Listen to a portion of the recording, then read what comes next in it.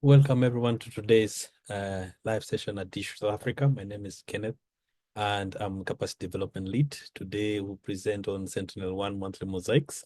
As you can see, we have a schedule of events as well this month of July. We'll be having a session on monitoring water quality in Benin, first session on 9th in French, the other one in English. Then also we'll be looking at satellite data, tidal modeling to support coastal management. Digital Africa has been working with partners across the continent. These platforms hosted by Amazon Web Services or the datasets and using open data technology. The program has developed continental services, which are very key to help us in unlocking the power of Earth observation. Some of these continental services have actually been co-developed with the partners in the continent.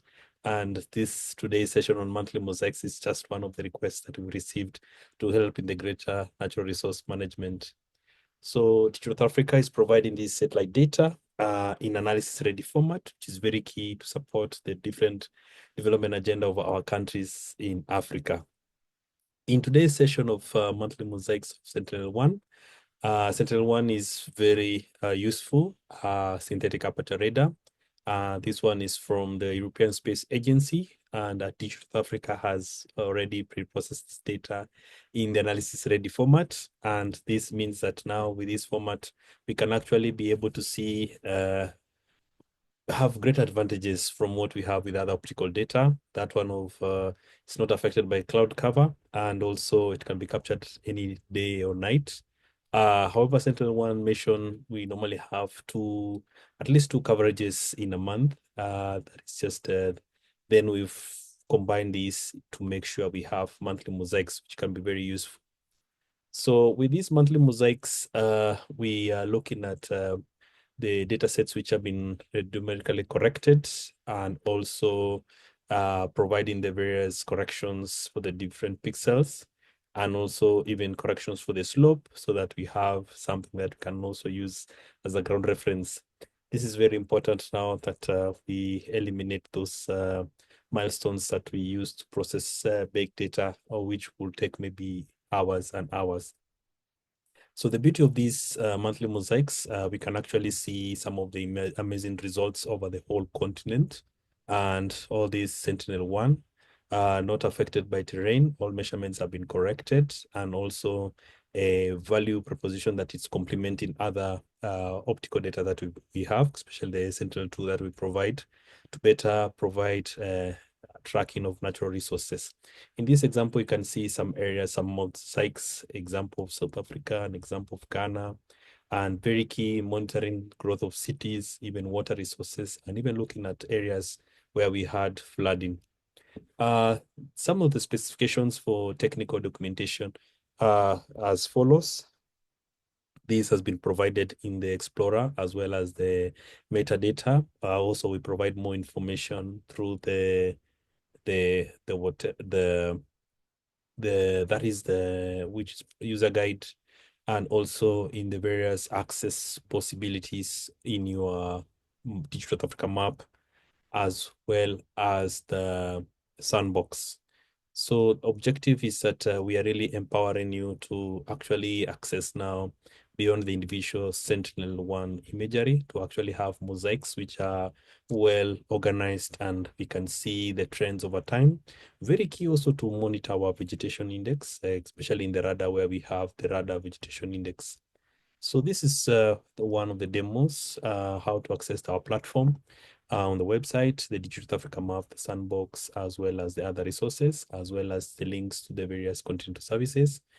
And now taking you through the platform, we have an example of Congo, and we have a big river here, which is the boundary of Congo and Angola. Here we're able to see the specific area, looking at the external data sets, the Sentinel-1, and now the radar backscatter. But now moving from the individual scenes to now the image mosaics, which are very key. Now we have Sentinel-1 mosaics, also taking you through the other data sets that you can see. We have the geomedian for the Sentinel-2, making sure that we provide all these data sets in mosaics that can really empower us. So in the satellite mosaics, you can see the monthly radar backscatter. This is the Sentinel-1, and it's very key to help us to see how the situation is of our different resources across the continent. So the good thing with this one now, you can be able to see about 4 or 5 years of analysis, and every month you can actually see the scenario. So we have a scenario for the whole of last year, 2024. And here we are looking at some of the areas where we were told there were exceptional rainfall and there were incidences of flooding, where in the Sentinel-1, we can see that in terms of the colors. The red is where we have tracking of excess water as reflected, but the cities are reflected in a different color, but the blue remains where we have the water. It's also good for showing visual analysis different years, especially over the 4 years. You can see even going back to the year 2020 and also guiding the countries. So you can do a comparison where we can have different dates and looking at what has changed, or even areas where the government needs to evacuate people because we've had instances of flooding or exceptional rainfall, as we call extreme weather events. This is also very key to track the changes, the development of the cities. Just over 4 years, you can see changes around Boma, a city in Congo. You can see from the different colors, and you can be able to see the trends over time. This one, you can also use it for even country level assessments and pick out some areas, especially some of us who are interested in monitoring the resources over time. So the red was incidences of exceptional rainfall, which were experienced around November, around Congo, where we have different cyclones which affect this particular area. We could also do comparison for different areas. That was just one of the areas. We could move to East Africa, looking at the recent events, recorded exceptional rainfall from the Indian Ocean. We had the case of Nairobi, where there was exceptional flooding around the month of May, April. And in this case, when we can also put the geomaps just to see how the Sentinel-2 is really well visualized, capturing all these over 7 years. And from that, you can see some trends, but with now this image mosaics from the monthly mosaics of Sentinel-1, we can be able to see a little bit different scenario. So we can also see the more metadata on this one, and just moving between months. We can move to the month of April. And there you'll be able to see some trends, especially around the east part of this city, where we had exceptional above rainfall because all the water was running towards the east of the city. And also changing also between different months. You can see in January it was relatively dry compared to what was captured in April and May. So the monthly mosaic will be a summary of each month. So for example, January, we could have 2 images or 3, and respectively February, March, and April. So also looking at the area around the eastern part of the country, we have Masinga Dam, where we had areas where we reported flooding, especially around just south of Mount Kenya. And these ones are depicted in the color orange to red and can be very useful capturing the scenario. So from this particular example, now going to the sandbox, we have this particular notebook in the datasets where we can access the Sentinel-1 mosaics. And your task is normally to get the extent of the area. So we were looking at Boma, just Congo River between Congo, DRC, and Angola. And you could see the images selected and even the latitude and longitude. And in this case, once you selected your area of interest, you're able to come up with a summary even over 12 months, showing you the individual summaries of each month. And you could have seen around what has been reported from September, but October, November is quite a little bit relatively exceptional rainfall, and you could see these in the red captured and dry in the January. So looking at it least closely, you'll be able to see that we're able to generate also a false color composite for the whole summary.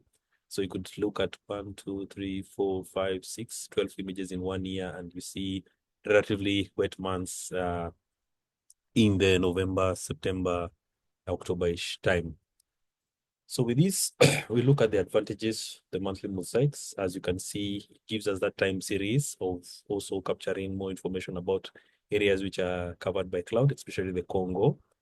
We could also extend this to another area in most parts of Nigeria, especially southern western part, where we have a lot of rain, as well a lot of agricultural activities. And what you can see from the particular site is just somewhere northwest of Lagos and somewhere called Jaguna and Isola. And in this particular area, capturing the whole area, we can see the images captured from the NDVI, from the optical data. We could see a lot of cloud cover interference, especially around July, August, when it's our rainy season. And that one really makes sure it's really cloudy. So the advantage now using this assessment is that we're able to capture the same area and look at the vegetation index, which is really affected, the one in blue covered, affected by the cloud cover. However, the radar vegetation index is a little bit stable, which gives us an indication of how at least the relatively cropping is done as an index, and the peak will be shown where the peak of the crops which were planted, and making sure that they not in the rainfall season from July, August, September affected the cloud cover around here, and relatively looking at where there is planting and et cetera, et cetera. So with this example, it shows that at least we are complementing the optical data and looking at the individual Sentinel imagery, Sentinel-1, we can see the area. But whenever we have the mosaics, we are able to at least cover the area very well. So looking at these three, we could have the individual sites of the Sentinel-1 scene and the monthly mosaics. And also from this notebook, we are able to generate a weighted mosaic which covers the area very well.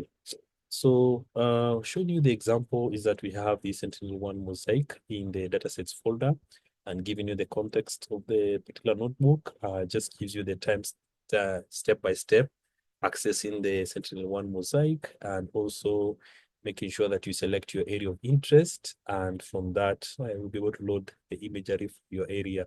So this one, you can change the times. And this particular example where we're looking at Boma, Congo, the Congo River, where is the border of two countries, Congo and Angola. We could actually see, even zooming in, you can actually see the area you've captured, and also it can give you an idea if you want to do another analysis for another area. You can just click on the area and get the coordinates, and manually edit on that particular cell, and then visualize the particular Sentinel-1 imagery. We can see we are at least having 12 imageries captured for the whole year, and not in the wet months, July, August, September, going to October. And from that, the various codes which are generated to make sure we have a color mosaics, and also looking at the various advantages, and now extending this particular example to agricultural change, monitoring change of agriculture. We mentioned an area of near Lagos, in the northwest of Lagos. And here, as you can see, it's quite in that season of the rains, July, August, is quite cloudy and very hard to get a cloud-free mosaics. So with the Sentinel-1, we are trying to complement that, looking at 12 images. This is what we could get with the optical data. But comparing what we could get with the radar is the curve, which is in red, which is almost plotting opposite, but fairly towards the same direction of what would have captured the particular images. So this is quite a good example for us. And with this one, I'll be able to showcase another example of another area, so that at least we can have many examples for us to see how well to work with these data sets.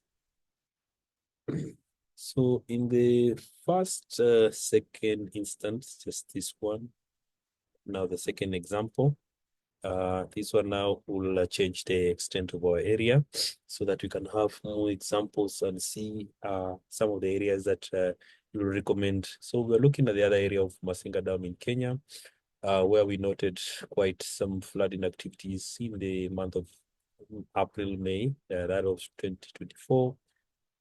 Then also changing the particular dates and loading the imagery, you can see areas captured in orange, which were fairly affected by the flooding event. And this is really nice because it can capture a bigger area. And also you can zoom into an area of choice just to investigate further how to generate it. Then also you're able to generate false color composite, which is very nice with the radar, just changing the various band combinations so that you can have a very good result. So we'll be able to do this for an area affected by flooding. This is one of the example of the color composite. You see in the water in the middle. Then also extending the same to an area around the same area where there is an area of affected by flooding. Yeah.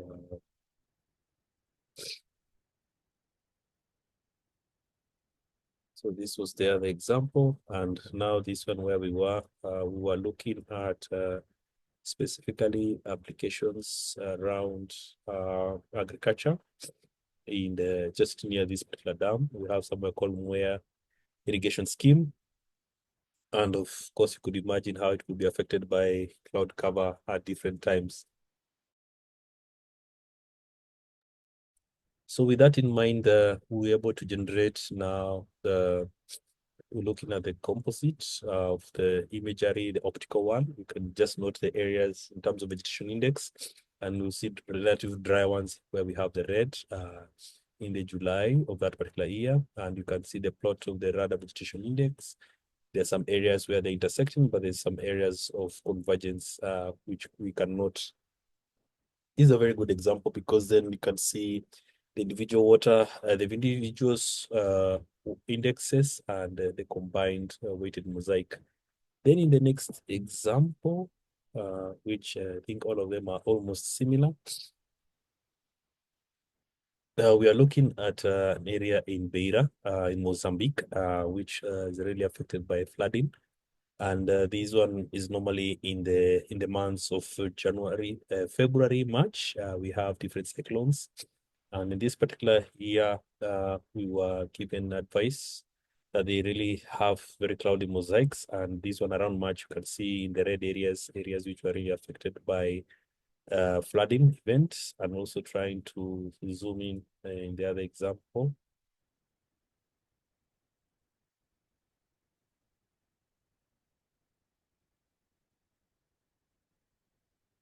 So just zooming in to see the area, and also looking for an area of the comparison of the full scala. You can see the Beira and just the Indian Ocean, and looking at an area where there's a little bit farming around Beira city in Mozambique. We can see the different images, the individual NDVI from optical affected by cloud cover, but this is the radar vegetation index, which shows you quite some variability between these two indexes, and also creating a weighted mosaic. So this is a very good example. And then also we can go to the Digital Africa map and look at these different timestamps, just confirming from the monthly mosaics Sentinel 1. It gives us very good indication. So the red is where we had a lot of flooding events reported. And also we are working with certain students from university, and they were looking at some of these impacts, flooding around Beira, one of the second largest cities. People were really affected by the flooding events. Then you can also do comparison and different timestamps, noting that we have it every March, and also different cyclones by different names. We have cyclone and even cyclone, different cyclones are noted. So the ones in red were really the year of 2023. Around March was quite well devastating floods. And the other one which was noted was in the year of 2019. So some of these events we can always verify. And the good thing, you can see areas affected, and also Looking at the hotspot analysis, you can see also with the Sentinel, you can capture the boats. These are the vessels at the corner there around in the ocean because they emit the signals in radar. So they are sometimes captured with Sentinel-1. So Sentinel-1 also applications are also there in monitoring oil vessels, etc., etc. So looking also again at the example, we can look at different years, like 2020, where the impact was, or the flooding event was. These areas were more affected compared to the other years. So you can actually note some of the areas and just imagine how the country is coping, especially having talked to someone from the National Disaster Management Authority in Mozambique. They were really looking for such platforms where they can do some comparison to help them in the planning, especially looking at the trends over time, where it was affected. The year 2020 was a little bit different. Different areas were affected because of the size of the cyclone and the direction of the cyclone as was reported by the Mozambique Meteorology Department. So all these are very good applications on how this platform is empowering us, and also the monthly mosaics has been one of the requests from one of the partners using the platform so that they can actually see how they can generate more values. And of course, since this is a continental platform, you can always change the various band combinations on the fly and looking at the different polarizations and the various applications. So we can also go to a time where the exception of flooding, like in 2021, areas where it was affected, like in January, we can move between different dates, just giving that visual comparison. And this one is very nice because now you can see, you can note some of the polarization as well. And looking at different colors, we can see where exceptional flooding was, especially the dark regions. And going back to the other polarization, you can actually see where these areas in red will be looking different color and etc. etc. So this polarization is also important for understanding the dynamics, how they reflect them. You can see as captured by VH, and also the polarization. You can note these areas, and also you can share a link of the same with other partners to see how they can better use the various bands, combination, and even the radar vegetation index as presented, which is still also experimental as well. As it's more of complementing to the vegetation index and looking at the challenges of different imageries and different times. So the radar vegetation, as you can see, it's slightly affected when we have flooding events. Different areas will remit different signals. So based on this example, we can also look at just in summary, an example for Senegal. This area is around New Kololoba. I know Soma will correct me, but it's near Tinchwang, south of Saka, south of Senegal and south of Gambia, the Gambia. So in this particular region now, it's quite more of mangrove deltas, and this ask was to see how the different images we could see the watershed, and as well as the different phenology, and looking at times when the areas were a little bit flooded. We could also zoom in and see the different months and how they are presented.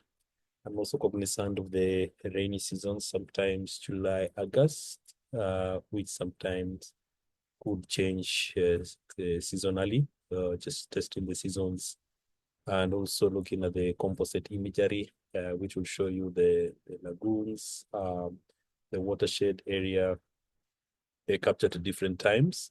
And as you can know, the area is affected by cloud cover. And also looking at farming around Lake Girls in Senegal. It's near Lake Gas and relies on irrigation. So we can look at the area, especially certain times of the year, it's affected by cloud cover. And we can look at the different imageries and see what is captured by with NDVI from the NDVI anomaly, and seeing areas which are affected by clouds and relatively areas which are dry towards January December, January, February, March, based on the end of year values, and looking towards August when we could have received some rainfall. And this one you can see the vegetation index, the radar and the NDVI are somehow doing some comparison, but giving us some essential values around November when possibly there is a harvesting of these particular crops which are grown at the particular region. So we also have the radar applications in water detection, and this one is around the same area. Looking at just one of these notebooks in the real world example, showing you the different composites and applying the different spectral filtering, having the different digital numbers and coming up with a defined classifier. It can be able to give us how to capture the water index from space, which is very key just to complement the Sentinel-1 applications we have in South Africa, even looking at complementing urban mapping and other notebooks and other features that we have in the D Africa to support your different programs and learning.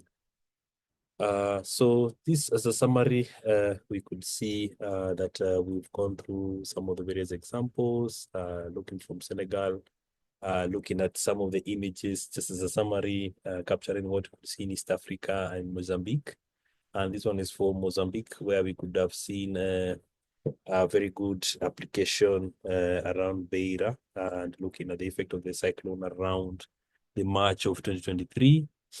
And also sharing what we have in the learning platform, our courses in English and French. And also we continue to diversify very much, and just giving you a feel of our new website, looking at the learning resources as we have, and even giving you an idea of the different areas to get more support, the online courses, the user guide, as well as the weekly live sessions, which you are attending, and also giving you an overview of some of the courses which are there. There were actually 18, but now since this month, we have 22 with additional courses on wetland toolkit and climate action toolkit, which are very important for us to be more empowered at the different resources. We have the user guides, which are very key to give us more information, like what we had, the dataset Sentinel-1 mosaics, getting more information about how to access and getting more metadata that we could introduce and cover our research projects, giving references and some of the examples, and also access to the web GIS services where you can connect with your Esri and QGIS Africa Geoportal, as well as direct access to the Digital Africa datasets on Amazon Web Services. So these key resources are very nice for us to just be more enlightened, the user guide, connecting with us, and even looking at our main page and where to access the platform, the map, and the sandbox respectively, so that you can help us in unlocking the potential of a better tomorrow together as we move together. So these are some of the services that we have. And also, just as a summary, the live sessions that we have. Today it was in English. Next week we'll be having the same similar session in French, but to be conducted by our colleagues Soma from Afrigist, where they will be discussing some of the use case on monitoring water quality in Benin. The next session in 9th will be French, the other one will be in English, and respectively.